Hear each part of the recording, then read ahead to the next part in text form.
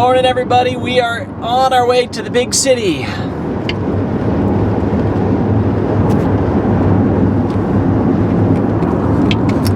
Not so much. Kidding. But we are heading out. It's about a 5-hour trip, round trip from our house for an in-home consult today, where we're working with a couple of sun conures and a male military macaw.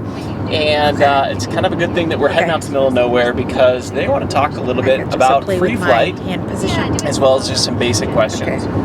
Yeah, so apparently the military macaw is between 15 and 20 years old, and he doesn't like the husband. So I'm curious to see what his response is to you, so we can find out if it's all guys or if it's just specifically the husband that the bird has a problem with.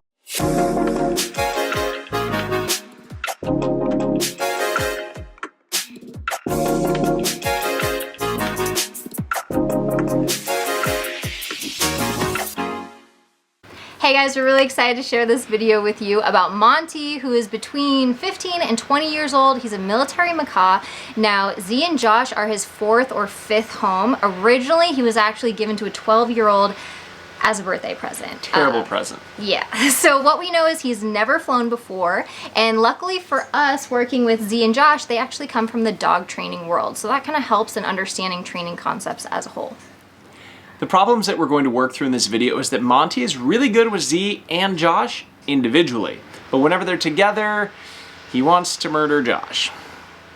So first off, our very first impression, or Dave's first impression, he notices immediately that Z has a very high energy when interacting with Monte, and his first note to her is, hey, try to keep your energy level and your just overall energy calm and cool and collected, because military macaws are already high strung. They don't need that extra burst of energy.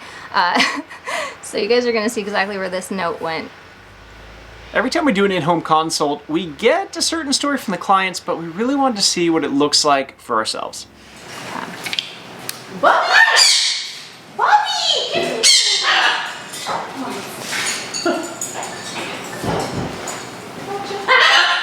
Good boy. Oh boy. Did you see what happened? So I'm gonna do a quick reenactment. Okay, so let's just make sure you watch your energy, be aware. Oh my god, I was like, Bobby!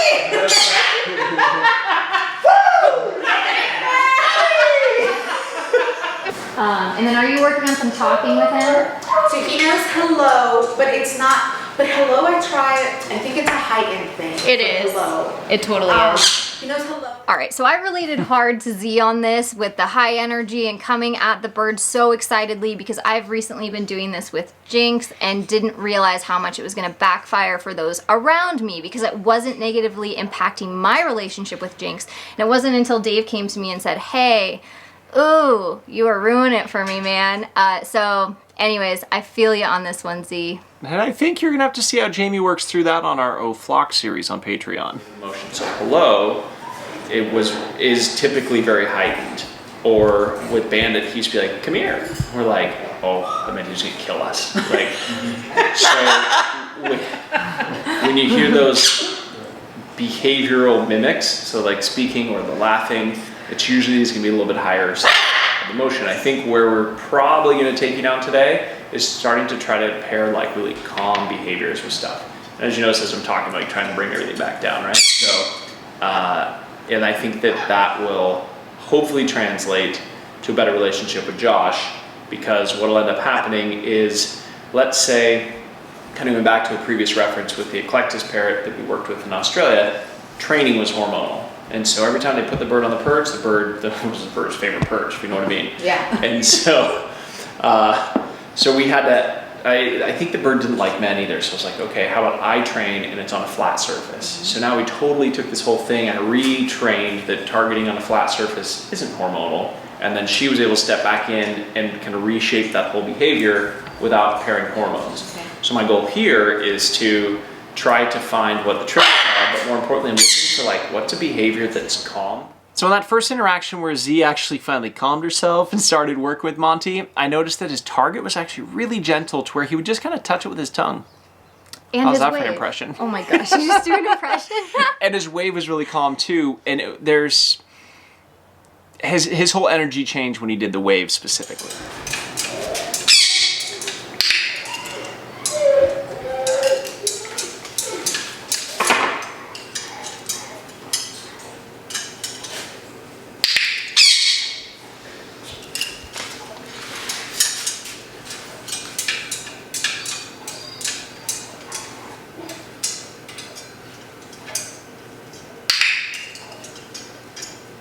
Wait. See how calm that was? Just make a note of that. Okay. And then he does that, and I usually ignore him when he gets like that. Because I don't know what that is. Like, because after he does that, then he becomes more heightened. So after seeing the interaction with Z, then Josh gave it a try because we did notice that the wave was really calm, and Dave's like, hey Josh, why don't you go ahead and cue the wave, and well, you'll see. Yeah, my approach with this too was that with everything being calm as far as the tricks go, I wanted to have Josh do the wave on cue, and you'll see how that turns out. You want to grab the purple or the whatever you want?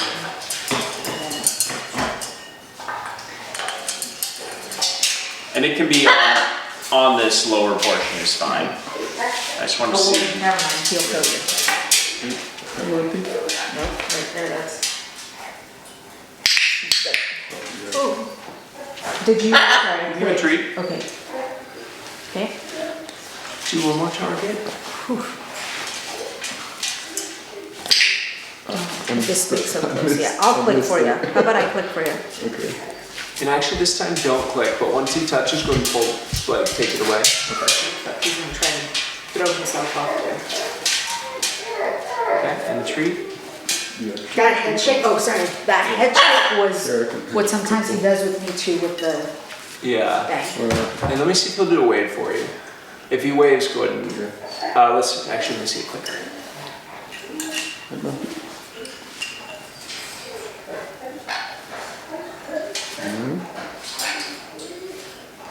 So Josh, go ahead and step back around the island. Okay. And Z, if you want to cue the wave.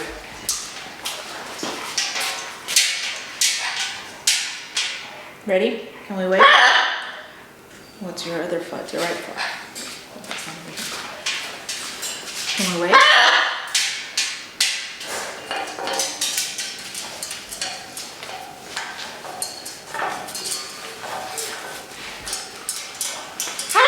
Wait. Okay.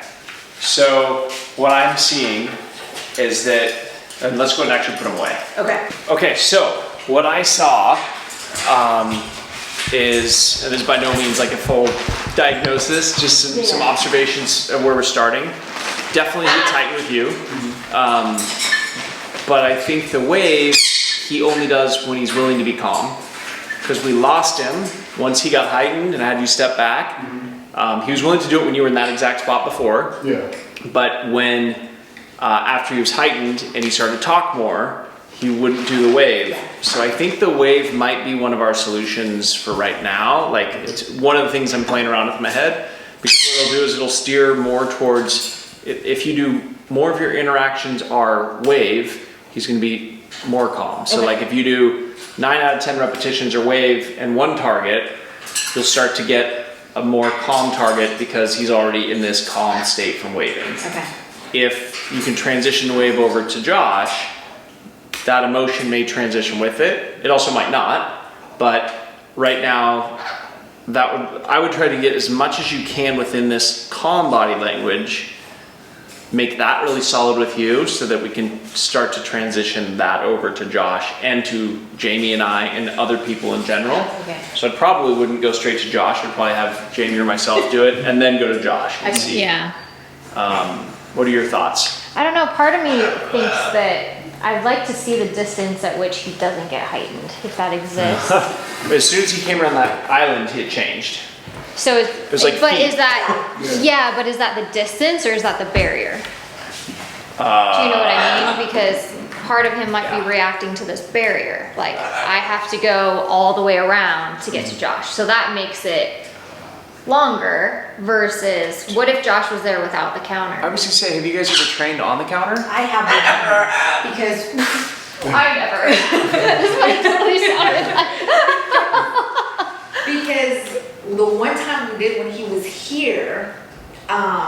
tried to climb down this pole. He tried to use the handles to climb down. He was hanging from here. He was like, I'm going to kill him. Like, he was like, then. Whatever I gotta do. If it's when it's really sunny out or whatever triggers him to be calm, doing the training in that moment versus like when you come in, he's like, hi, right? And you're like, woo, let's train. Like, so let's avoid those and go more for like just trying to like only train him when he's really calm, and then training those behaviors that like he would do the wave calmly, but he wouldn't do it when he was heightened. So it tells me that I think so far on this brief part I've seen that if you did more of that, it would help put him into calm mode for training, which also means it'll be calmer mode when he's out of the cage, which means there's less chance that he's going to be trying to go after Josh. What's helped me with JINX lately, since Dave pointed out that I was pretty much doing the same thing with JINX, is whispering. Okay. Like instead of, you know, he was greeting me like, Baba! Because apparently that's what I was doing, and I was so excited to see him. And so now I've been like, hey, Okay. really gently and Okay. quietly. And now what he does is he like gets really quiet and he doesn't pin, and he kind of goes into baby mode fluff. Okay. And he's like, Feel and hear how you are right this moment. That's the energy that he needs. because if you quiet down and you say it really softly, he's like, what is she saying? And you're just gonna be whispering, Okay. and he's gonna be intrigued. Okay. Okay. Okay. Yeah. Yeah, and it's been whispering. It's been whispering. It's been working for me. Yesterday, I just barely heard it. Hi, bub. Okay. And I was like, oh my gosh. And that was after 2 days, maybe. Okay. So yeah. So I think that's going to be huge for you, because I even noticed when you tell stories, he just goes wild. Yeah. And he laughs at the right moments. So I thought it would be really interesting to break this in-home consult into parts for you guys. Now this first part is really diagnosing what we think the problem is and the plan for how to fix it, which is basically using training calm. But how do you do that? What does that look like? And I'm so excited to share that with you guys in part 2, because we made amazing, amazing progress, but it's not when any of us expected it. Yeah, and I want to hear from you guys in the comments below what you think we are going to do, or if you have no clue, what would you do? Yeah.